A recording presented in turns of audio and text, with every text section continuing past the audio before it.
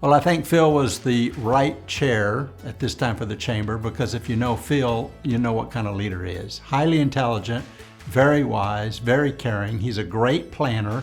He's got great foresight. And it was exciting for me, as well as everyone else that joined to support him, to follow a man who was a man of purpose. He has a real vision for the business community to be a force for good in the world, in our society, and in our community.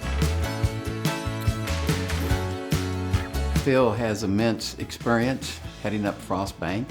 He's done a lot of strategic planning, a lot of tactical thinking. Well, we started building the strategic plan from the ground up because one doesn't exist. So we actually started with vision, mission, and values. That's the core of any organization.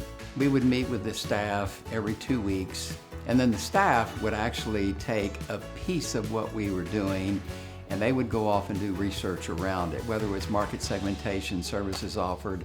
And so they actually got to help birth the baby.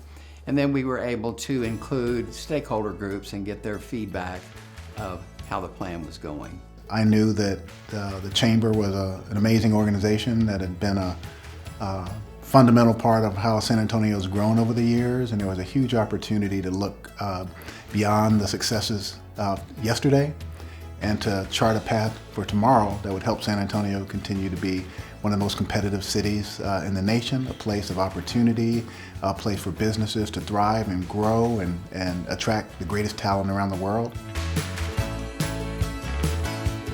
Well, if you look at the structure of the Chamber, any organization that's got 120 plus board members is really not a functioning organization.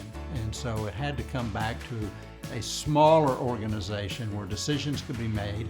And not only did you have 120 board members, it was really hard to connect the dots on accountability. And so bringing a new structure would bring accountability back to the Chamber of Commerce, its system, its leadership, committees, etc. I think the governance restructure for the Chamber was really important this year especially because the needs of our businesses have changed post-pandemic.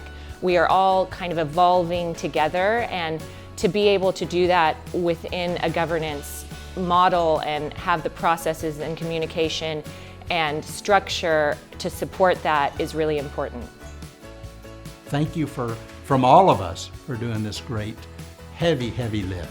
We appreciate you, Phil. And you have made a difference in so many ways in this community of ours, so thank you very much, my friend.